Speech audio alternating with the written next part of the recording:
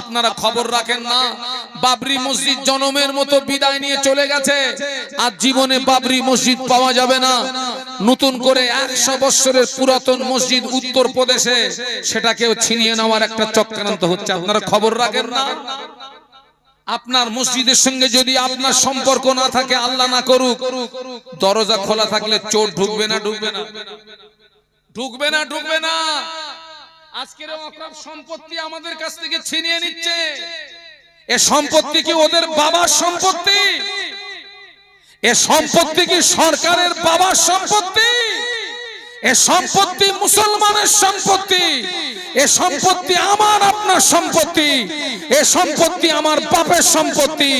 এ সম্পত্তি আমার দাদুর সম্পত্তি। এ সম্পত্তি আমার দেশের সরকারের 14 পুরুষের সম্পত্তি নয়। ঠিক বলছি না ভুল বলছি? আপনাদেরকে দাওয়াত দিচ্ছে আগামী 19শে ডিসেম্বর, সম্ভবত 3রা পৌষ, ফুরফুরা শরীফের পীরজাদা তোহা সিদ্দিকী হুজুর উনি একটা সমাবেশ ডেকেছেন।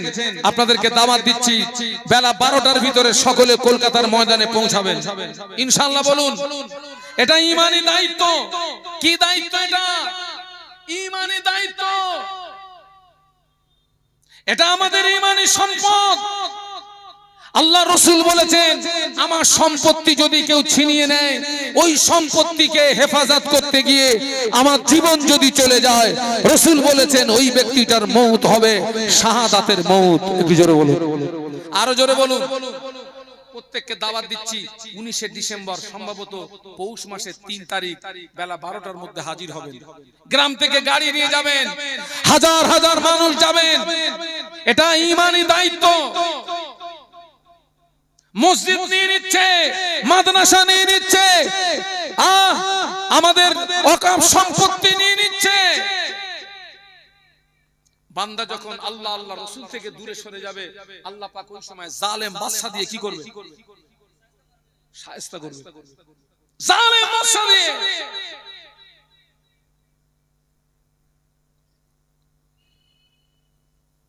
আমাদের মসজিদের সঙ্গে সম্পর্ক নেই, নামাজের পার্টির সঙ্গে সম্পর্ক নেই। শুনে রাখুন, পৃথিবীর জমিনে অনেক পার্টি আছে। ওই পার্টির সঙ্গে সম্পর্ক তৈরি করবেন, ওই পার্টি আপনাকে মদের থেকে পৌঁছে দেবে। ওই পার্টির সঙ্গে সম্পর্ক রাখবেন, নারীর থেকে পৌঁছে দেবে। আল্লাহর নামে শপথ করে বলছি, মসজিদের সঙ্গে যদি সম্পর্ক তৈরি করতে পারেন, নামাজের পার্টির সঙ্গে যদি সম্পর্ক তৈরি করতে পারেন, ওই নামাজের পার্টি আপনাকে আল্লাহ জান্নাতের দরজায় পৌঁছে দেবে।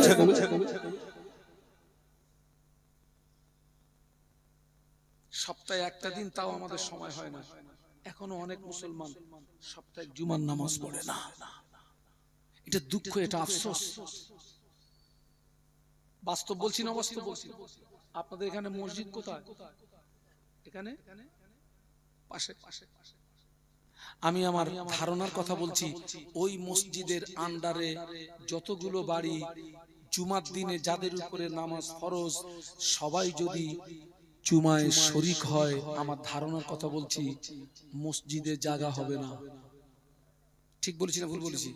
একতলা থাকলে দুতলা করতে হবে, দুতলা থাকলে 3 তালা করতে হবে। আপনি কিসের মুসলমান বলুন তো? আপনি কিসের মুসলমান? আল্লাহ রাসূল বললেন, মান তারাকা সালাতান মুতাআম্মিদান ফাকাদ কাফার। যে ব্যক্তি ইচ্ছাকৃত নামাজ ছেড়ে দিল, ওই লোকটা কাফেরই কাজ করলো। কাফেররাও নামাজ পড়ে না, তুমিও। কি পার্থক্য থাকলো?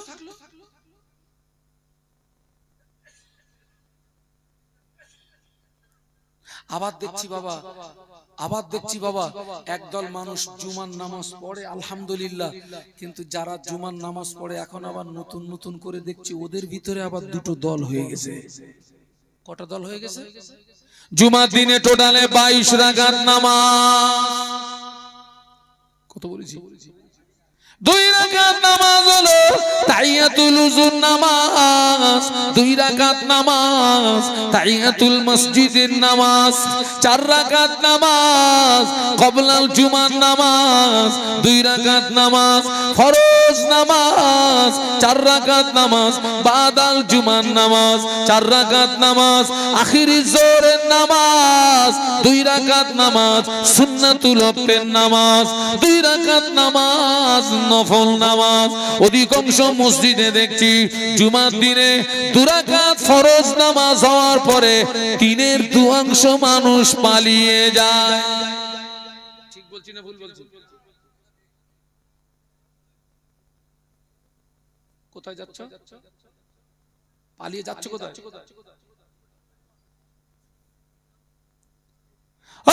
আমার মায়েরা, মদিনার মসজিদে নববী শরীফে আল্লাহ নবীর ইমামতিতে নামাজ হয়।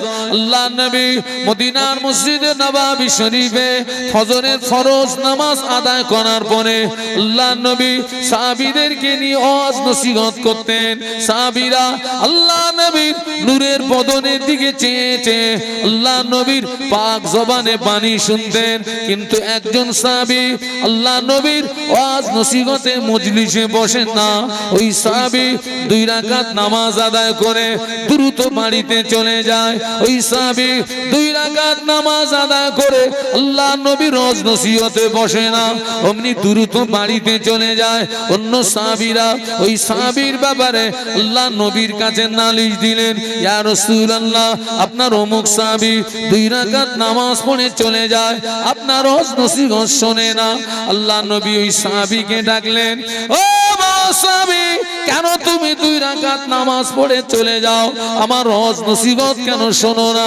ওই সাহাবী আল্লাহ নবীর নূরের বদনের দিকে চেয়ে বলেছিলেন, স্যার, আমি একজন আপনার গরীব সাহাবী, স্যার, আমি একজন আপনার গরীব সাহাবী, আমরা স্বামী স্ত্রী দুইজনের মাঝখানে কাপড় মাত্র একটি। হুজুর, আমরা স্বামী স্ত্রী দুইজনের মাঝখানে কাপড় মাত্র একটি। হুজুর, আমি যখন মসজিদে আসি আমার বিবি উলঙ্গ হয়ে গুহার ভিতরে প্রবেশ করে, ওই কাপড়টা পরে আমি নামাজ আদায় করি। আমি নামাজ আদায় করার পরে আপনার ওয়াজ নসিহত যদি শুনতে যাই, সূর্য যদি উদয় হয়ে যায় আমার বিবি আমার ছুটে যাবে। এই জন্য আমি দেরি না করে আমি জলদি বাড়িতে চলে গিয়ে আমি উলঙ্গ হয়ে গুহার ভিতরে প্রবেশ করি। এই কাপড়টা পরে আমার বিবি নামাজ আদায় করে। আবার আমার বিবি উলঙ্গ হয়ে গুহার ভিতরে প্রবেশ করে। এই কাপড়টাকে পরে আমি হালাল রুজি অন্বেষণের জন্য বেরিয়ে যাই। ইয়া রাসূলুল্লাহ, ইয়া হাবিবাল্লাহ, যে স্বামী স্ত্রীর মাঝখানে একটা কাপড় হওয়ার কারণে আপনার ওয়াজ নসিহত শুনতে পারি না। কথা বুঝতে পারলেন না? বললেন না?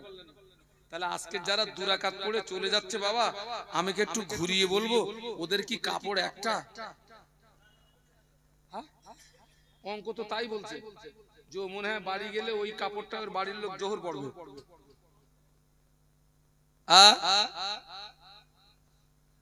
ওই কাপড়ে মনে হয় বাড়ির লোক জোহর পড়বে।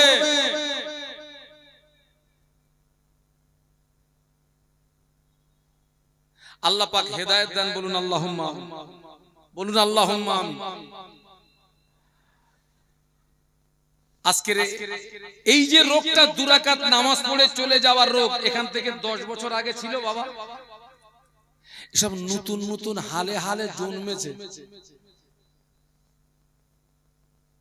আপনারা যদি সত্যি মুজাদ্দিদুজ্জামানকে মেনে থাকেন, 5 হুজুরকে মেনে থাকেন, বসিরাটের আল্লামা হুজুরকে মেনে থাকেন, যে বসিরাটের আল্লামা হুজুর ছিলেন মুজাদ্দিদুজ্জামানের প্রধানতম খলিফা, যে বসিরাটের আল্লামা হুজুর ফুরফুরা শরীফে যখন যেতেন পীরের সম্মানার্থে পায়ে জুতো দিতেন না, একটু বলুন সুবহানাল্লাহ।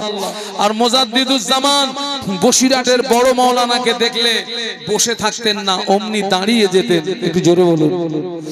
আল্লামা হুজুর জিজ্ঞাসা করে, হুজুর আপনি আমার পীর, আপনি আমার মুর্শিদ, হুজুর আপনি আমাকে দেখে দাঁড়ান কেন? মুজাদ্দিদুজ্জামান বলেছিলেন, বাবা বড় মাওলানা, আমি তোমাকে দেখে দাঁড়াই না বাবা, আমি তোমাকে দেখে সম্মান করি না বাবা। আল্লাহ পাক তোমার সিনায় যে ইলম দিয়েছে, আমি আবু বকর ওই ইলমের তাজিমে দাঁড়িয়ে যাই। একটু জোরে বলুন, আর একটু জোরে বলুন। যে আল্লামা হুজুর ছিলেন 18,000 হাদিসের হাফেজ। সুবহানাল্লাহ বলতে পারলেন না? কত হাজার বলেছি? 18,000। যিনি 1.5 শতাধিক কিতাব লিখে গেছেন। কতটা বলেছি? এই সমাজে এই 2 রাকাত নামাজ পড়ে পালানোর জন্য আমি এখন জলসায় জলসায় ওই আল্লামা হুজুরের লিখিত নামাজ শিক্ষা আমি বিক্রি করি। হুজুর ওই নামাজ শিক্ষায় লিখেছেন, হুজুর ওই নামাজ শিক্ষায় লিখেছেন আপনার জুমার দিনে টোটাল নামাজ হচ্ছে 22 রাকাত নামাজ। টোটাল নামাজগুলো পড়বেন। আগে দেখতাম আব্বাদের সঙ্গে চাচাদের সঙ্গে মসজিদে যেতাম, টোটাল নামাজ হতো, নামাজের পরে ইমাম সাহেব আখেরি একটা কি করতেন? দোয়া করতেন, তারপরে সব বাড়ি যেতাম। এখন দোয়া উঠে গেছে, সব উঠে গেছে বাবা। কত শর্ট করা যায়, কত কত শর্ট করবে, পুরো তো আন্ডারপ্যান্ট বানিয়ে ফেলবে।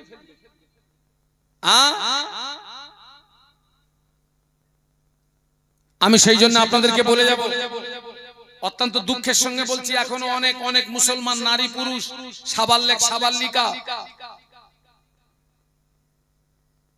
ফরজ গোসলের নিয়ম জানি না, উযু করতে জানি না, নামাজের মাসলা মাসাইল জানি না। এখনো অনেকে সুবহানাল্লাহ দিয়ে নামাজ পড়ে। অনেক মুরব্বি দাড়ির চুল পেকে গেছে, সুবহানাল্লাহ দিয়ে নামাজ পড়ে। সুবহানাল্লাহ দিয়ে নামাজ হবে ততদিন ধারাবাহিকভাবে নামাজের মাসলা মাসাইল সূরা কিরাত শিখতে সময় লাগে যতদিন। আমার কথা বুঝতে পেরেছেন? সুবহানাল্লাহ দিয়ে নামাজ হবে ততদিন ধারাবাহিকতার সঙ্গে নামাজ সংক্রান্ত মাসলা মাসাইল সূরা কিরাত শিখতে সময় লাগে যতদিন। আমি সেই জন্য আপনাদেরকে অনুরোধ করে যাব, আপনারা অন্তত আল্লামা হুজুরের একটা করে কিতাব নেবেন, পড়বেন। আজকে আমরা তো হুজুরদের কিতাব পড়ি না, কিতাব পড়ি না আমরা।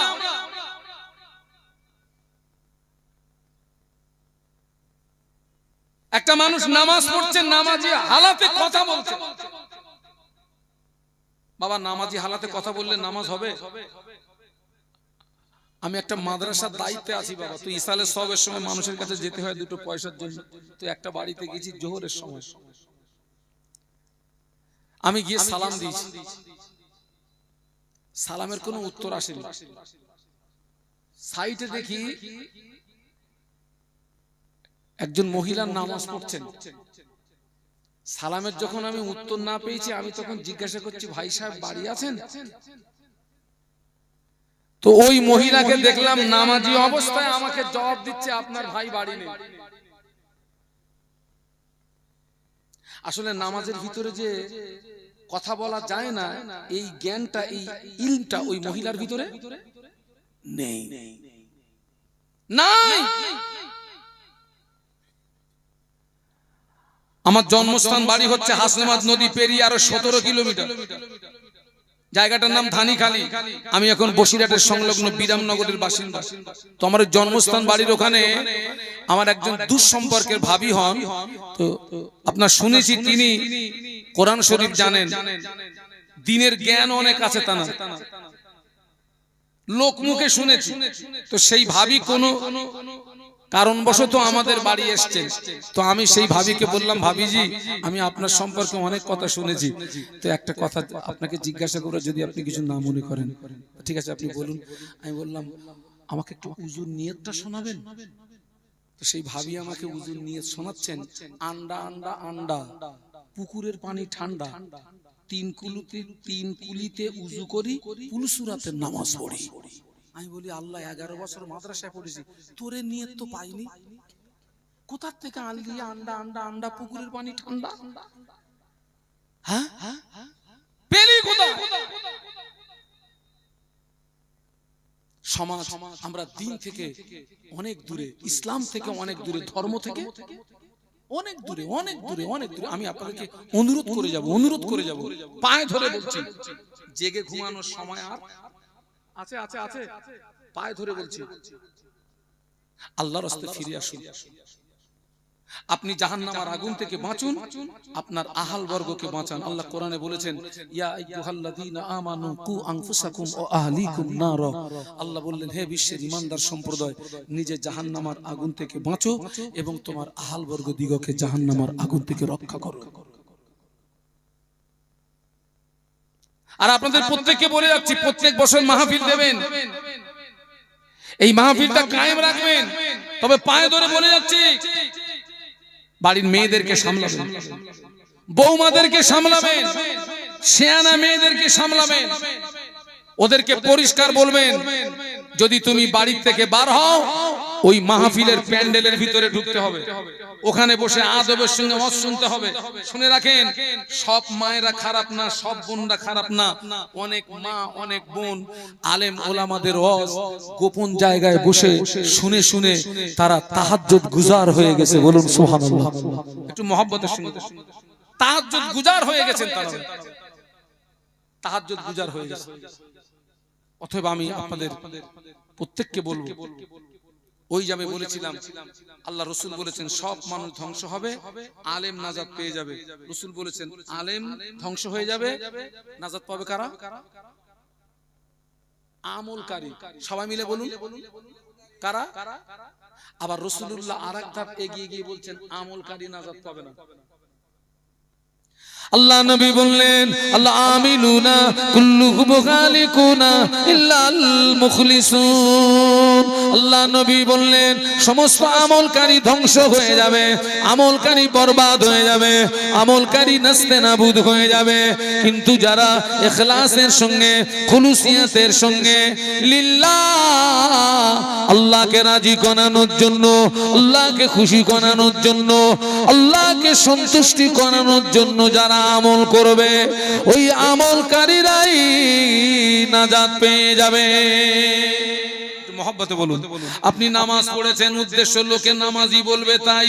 আপনি রোজা রেখেছেন, উদ্দেশ্য লোকে আপনাকে রোজাদার বলবে তাই। হজ করেছেন, উদ্দেশ্য লোকে আপনাকে হাজি বলবে তাই। ওই নামাজি, ওই রোজাদার, ওই হাজি ধ্বংস হয়ে যাবে। আমার কথা বুঝতে পারছেন না? ইবাদতের মূল টার্গেট হবে একটা, কি সেটা? ইন্না সলাতি ওয়া নুসুকি ওয়া মাহইয়ায়া ওয়া মামাতি লিল্লাহি রাব্বিল আলামিন। সকলে আমার সঙ্গে পড়ুন, ইন্না সলাতি ওয়া নুসুকি ওয়া মাহইয়ায়া ওয়া মামাতি লিল্লাহি রাব্বিল আলামিন। আপনার জীবনের নামাজ, আপনার কুরবানি, আপনার বেঁচে থাকা, আপনার মরে যাওয়া, সব কিছুর মূল লক্ষ্য হবে আল্লাহকে রাজি করা, আল্লাহকে খুশি করা, আল্লাহকে সন্তুষ্টি করা। ওটা হলো খাঁটি আমল। ওই খাঁটি আমলকারীরাই নাজাত পেয়ে যাবে। আল্লাহ আমাদেরকে তৌফিক দিন। বলুন আমিন, বলুন আমিন, বলুন আমিন। আমি আপনাদের কাছ থেকে বিদায় নেব, হুজুর কেবলা আসবেন, আমি আপনাদেরকে নিয়ে একটু সালাত ও সালাম পড়বো। ওই সুযোগে আমি দুইজন ভাইকে আপনাদের কাছে পাঠাচ্ছি। আল্লামা হুজুর বলে গেলেন, আমার কিতাব যার ঘরে থাকবে, আমি রুহুল আমিন তার ঘরে রয়ে গেলাম। এর প্রিন্ট আছে 70 টাকা, কিন্তু আমি এটা 50 টাকা করে বিক্রি করি। আপনারা দেখবেন, প্রিন্টটা দেখবেন, ওর প্রিন্ট আছে 70 টাকা, আমি এটা 50 টাকা করে বিক্রি করি। আপনাদেরকে অনুরোধ করব, আপনারা আল্লামা হুজুরের কিতাব আপনারা যত্র পাবেন না, পারলে আপনারা 50 টাকা দিয়ে আল্লামা হুজুর রহমাতুল্লাহ আলাইহি একটা কিতাব নেবেন এবং বিশেষ করে আপনার গোসলের বিবরণটা পড়বেন, উজুর বিবরণটা পড়বেন, জুমার নামাজের বিবরণটা পড়বেন। নামাজ পড়ার ধারা বলে একটি অধ্যায় আছে, নামাজ পড়ার ধারা। ওটা একটু দেখবেন।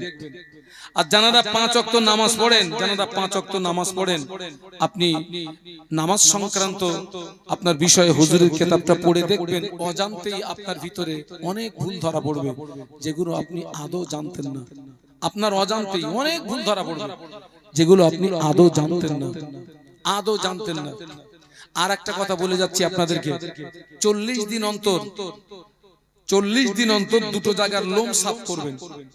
একটি হচ্ছে নাভির নিচের লোম, আর দ্বিতীয়টি হচ্ছে বগলের লোম। এই দুই জায়গার লোম হচ্ছে অপ্রয়োজনীয় লোম। দুই জায়গার লোম অপ্রয়োজনীয় লোম। এই দুই জায়গার লোম যদি 40 দিন অন্তর সাফ না করা হয়, ওই ব্যক্তিটার ইবাদত, ওই ব্যক্তিটার দোয়া আল্লাহ পাকের দরবারে কবুল হবে না, কবুল হবে না। আর একটা কথা বলে যাচ্ছি, আপনি যেমন নামাজ পড়বেন, স্ত্রীকে নামাজের কথা বলবেন, ছেলেকে নামাজের কথা বলবেন, মেয়েকে নামাজের কথা বলবেন, বাড়ির বৌমাকে নামাজের কথা বলবেন, বলবেন।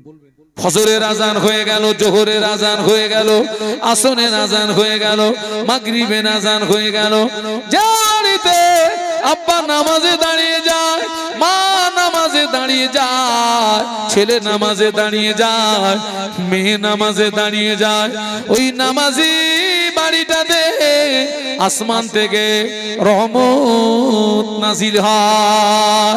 ফজরের আজান হয়ে গেল, জোহরের আজান হয়ে গেল, আসরের আজান হয়ে গেল, মাগরিবের আজান হয়ে গেল, ইশার আজান হয়ে গেল। যে বাড়িতে বাপ নামাজ পড়ে না, মা নামাজ পড়ে না, ছেলে নামাজ পড়ে না, মেয়ে নামাজ পড়ে না, ওই বেনামাজি বাড়িটাতে আল্লাহর আসমান থেকে গজব নাজিল হয়। আল্লাহ নবী সাহাবীদের বলেছিলেন, ও আমার সাহাবীরা, তোমরা জানো তোমাদের ঘরগুলোকে কবর বানিও না।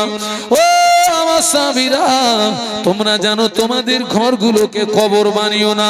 যে বাড়িতে নামাজ হয় না, ওই বাড়িটা কবরের সমতুল্য।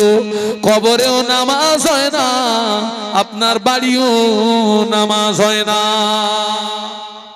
সেই জন্য কিছু কিছু নামাজ, বলুন বলুন, কিছু কিছু নামাজ বাড়িতে পড়তে হয়, তাতে কি হয়, বাড়িতে আল্লাহ পাকের রহমত বরকত নাজিল হয়। একটু বলুন সুবহানাল্লাহ। আরে আগে অনেক বাড়ির ভিতর থেকে ফজরের নামাজের পরে কোরআন তেলাওয়াতের আওয়াজ শোনা যেত। অনেক বাড়ির থেকে মাগরিবের নামাজের পরে কোরআন তেলাওয়াতের, একটু কথা বলুন না, আওয়াজ শোনা যেত। এখন আর সে আওয়াজ শোনা যায় বাবা? এখন কোরআন তেলাওয়াত উঠে গেছে, এখন এসে গেছে গানের আওয়াজ পাবেন। কিচ্ছু আওয়াজ পান আর না পান, গানের আওয়াজ পাবেন, বাজনার আওয়াজ পাবেন, গানের আওয়াজ, বাজনার আওয়াজ, গানের আওয়াজ, বাজনার আওয়াজ। খবরদার, খবরদার। মায়েদেরকে বলছি, মায়েরা, আপনি ঘরে একা নামাজ পড়বেন, ঘরের একটা জায়গা নির্দিষ্ট করে নেবেন নামাজের জন্য, একা নামাজ পড়বেন। পুরুষরা মসজিদে জামাতে নামাজ পড়ে যে সওয়াব পাবে, আপনি ঘরে একা নামাজ পড়বেন, সমপরিমাণে সওয়াব আল্লাহ আপনার নামায় আমলে দান করবে। একটু বলুন সুবহানাল্লাহ। একা নামাজ পড়বে, কিন্তু মহিলা জামাতে নামাজ পড়ার সওয়াব পেয়ে যাবে। বাবাজি, আমাদের ভিতর থেকে যারা মরে কবরে চলে গেছে বাবা, আমাদের আব্বা, দাদু, নানা, নানি, খালা, খালু, ওই সমস্ত মৃত্যু ব্যক্তিরা, ওই সমস্ত কবরবাসীরা আমাদের সঙ্গে কয়েকটা ব্যাপারে হিংসা করে, আমাদের সঙ্গে কয়েকটা ব্যাপারে হিংসা করে। ওরা বলতে থাকে, ও ছেলেরা, ও আমার মেয়েরা, তোরা 5 ওয়াক্ত নামাজ পড়তে পারিস, আমাদের নামাজ পড়ার দরজা বন্ধ হয়ে গিয়েছে। তোরা রমজানের রোজা রাখতে পারিস, আমাদের রোজা রাখার দরজা বন্ধ হয়ে গিয়েছে। তোরা হজ করতে পারিস, আমাদের হজ করার দরজা বন্ধ হয়ে গিয়েছে। তোরা দান ধান করতে পারিস, আমাদের জন্য দান ধান করার দরজা বন্ধ হয়ে গিয়েছে। কবরবাসীরা নামাজ পড়তে পারবে না, কবরবাসীরা দান ধান করতে পারবে না। প্রশ্ন আউট হওয়ার পরে কোন ছাত্র যদি পাস না করতে পারে, এর চেয়ে দুর্ভাগ্যের আর কিছু আছে নাকি? বাবা, আমাদের প্রশ্ন কি হয়ে গেছে? বলুন বলুন। প্রশ্ন আউট হয়ে গেছে, প্রশ্ন আউট। ওই কবরবাসীরা আমাদের সঙ্গে হিংসা করে।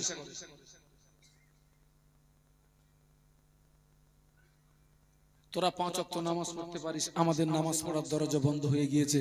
তোরা রমজানে রোজা রাখতে পারিস, আমাদের জন্য রমজানে রোজা রাখার দরজা বন্ধ হয়ে গিয়েছে।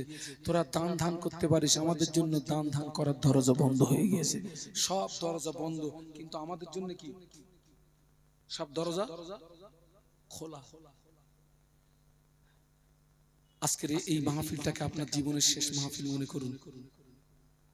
যারা এখনো পর্যন্ত নামাজের সঙ্গে সম্পর্ক তৈরি করতে পারেননি, তওবা করুন, আল্লাহর কাছে ক্ষমা চান। আল্লাহ, আমি অন্যায় করে ফেলেছি, আল্লাহ আমি ভুল করে ফেলেছি, আল্লাহ আমাকে মাফ করে দেন। এখনো আমাদের জন্য তওবার দরজা খোলা আছে না নেই? একটু বলুন বলুন। আছে। বান্দার গুনাহ যদি হয় আসমান পর্যন্ত, আল্লাহ পাকের ক্ষমা আরশে আজিম পর্যন্ত। একটু জোরে বলুন। বান্দার গুনাহ যদি হয় আসমান পর্যন্ত, আল্লাহ পাকের ক্ষমা আরশে আজিম পর্যন্ত।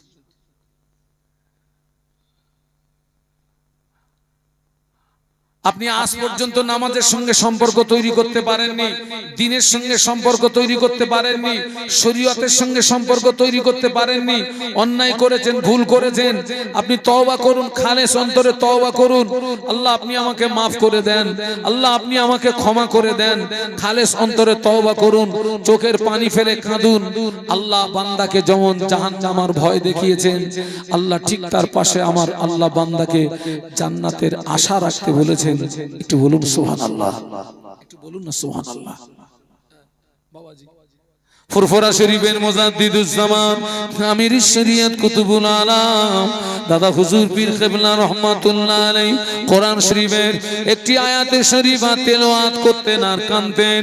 কুল ইয়া ইবাদিয়াল্লাযীনা আসরাফু আলা আনফুসিহিম লা তাকনাতু মির রাহমাতিল্লাহ,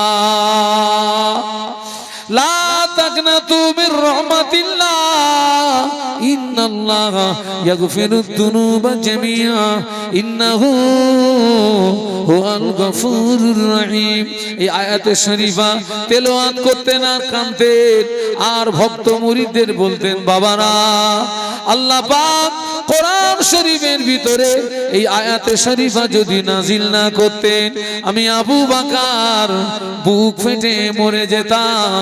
কেননা কাল কিয়ামতের ময়দানে এই আয়াতে শরীফার ওসিলায় আল্লাহ পাক তার কোটি কোটি কোটি কোটি বান্দা বান্দীদিগকে আল্লাহ পাক নাজাত দান করবে। বলুন সুবহানাল্লাহ। লা তাকনাতু মির রাহমাতিল্লাহ। বান্দা খবরদার আমার রহমত থেকে জানো নৈরাশ হয়ে যেও না। আল্লাহর মতন, আল্লাহ পাকের মতো ক্ষমাশীল আর কেউ আছে? যার একটি নাম হচ্ছে রহমান, একটি নাম হচ্ছে রহিম, একটি নাম হচ্ছে গফুর, আর একটা নাম হচ্ছে গফফার। গফফার, কিন্তু কিয়ামতের ময়দানে তিনি হবেন কাহার। কিয়ামতের ময়দানে কি হবেন? কাহার। কিয়ামতের ময়দানে আল্লাহ নবীর মাথা কাটতে গিয়েছিলেন যিনি, তিনি হচ্ছেন হযরত ওমর। হালাতে তখন কাফের। আল্লাহ পাক কত বড় ক্ষমাশীল দেখুন, আল্লাহ পাক কত বড় ক্ষমাশীল দেখুন। যে ওমর আল্লাহ নবীর মাথা কাটতে গেলেন, মাথা কাটা হলো না, নবীর কদমে লুটিয়ে পড়ে ইসলাম গ্রহণ করার কারণে আল্লাহ পাক ওমরের মতো কাট্টা কাফেরকে ক্ষমার দৃষ্টিতে দেখেছিলেন। একটু বলুন সুবহানাল্লাহ। ওমরের মতন কাট্টা কাফেরকে আল্লাহ ক্ষমা করেছেন না করেননি? আল্লাহ পাক শুধু ক্ষমা করেননি, ও আমার ভাইরা, আল্লাহ পাক ওমরের মতো কাট্টা কাফেরকে ক্ষমা করার পরেও আল্লাহ পাক জীবিত অবস্থায় তাকে জান্নাতের সার্টিফিকেটটা দিয়ে দিয়েছিলেন। আল্লাহ নবী বললেন, রাবাইতু উমর ইয়াসিরু ফিল জান্নাতি, রাবাইতু উমর ইয়াসিরু ফিল জান্নাতি। আল্লাহ নবী বললেন, আমি রাসূলুল্লাহ, আমি নিজে চোখে দেখেছি আমার সাহাবী ওমর আল্লাহ পাকের দয়ার জান্নাতের ভিতরে ঘুরছে। একটু মহব্বতে বলা যাবে না? উমারের মতন কাট্টা কাফেরের যদি ক্ষমা থাকে আমাদের জন্য ক্ষমা, তবে সেটা কালকের না আজকের। কারণ আগামীকাল পূর্ব দিক দিয়ে সূর্য উঠবে, এর আগামীকাল আমাদের জীবিত অবস্থায় সকাল হবে, এর কোনো গ্যারান্টি নেই। অতএব আজকের এই মাহফিলকে শেষ মাহফিল মনে করি, শেষ সাক্ষাৎ মনে করি, শেষ বৈঠক মনে করি। এখান থেকে তওবা করে নতুন জীবন নিয়ে বাড়ি যাই।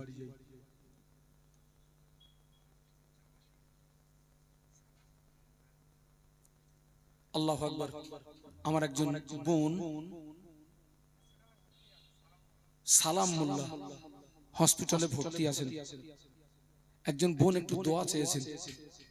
আল্লাহ রাসূল বলেছেন আদ-দুআ মুখুল ইবাদা, দোয়া হচ্ছে ইবাদতের মগজ।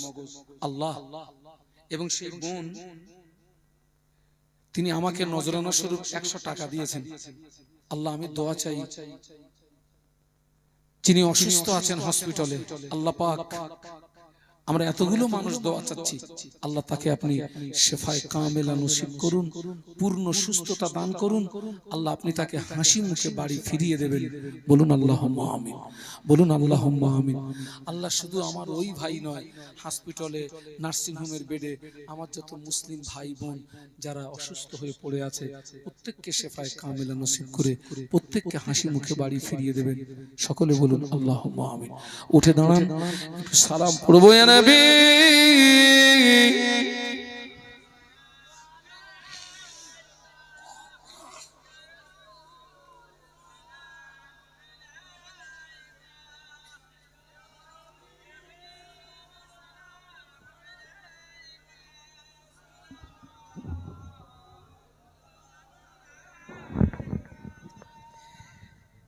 এই সুযোগে যদি পারেন আপনারা একটু সামনের দিকে যতটা আগিয়ে আসা যায়, কারণ আমার পরপরই ফুরফুরা শরীফ থেকে আওলাদে মুজাদ্দিদে জামান শ্রদ্ধাভাজন ভাইজান হুজুর কিবলা তিনি আপনাদের কাছে আসবেন। আপনারা সবাই এই যে আজকের এখানে আমি এসেছি, ভাইজান এসেছেন, আপনারা সকলে খুশি তো নাকি? যে আলহামদুলিল্লাহ বলুন। মুজাদ্দিদে জামানের আওলাদ এসেছেন, মুজাদ্দিদে জামানের আওলাদ এসেছেন। যে সবাই আপনারা ভিতরে কাছাকাছি আসুন। তাকবীর দেন তো একটু, নারায়ে তাকবীর। জবান খুলে বলুন নারায়ে তাকবীর। আশিকে রাসূল ছোট হুজুর পীর কিবলা রহমত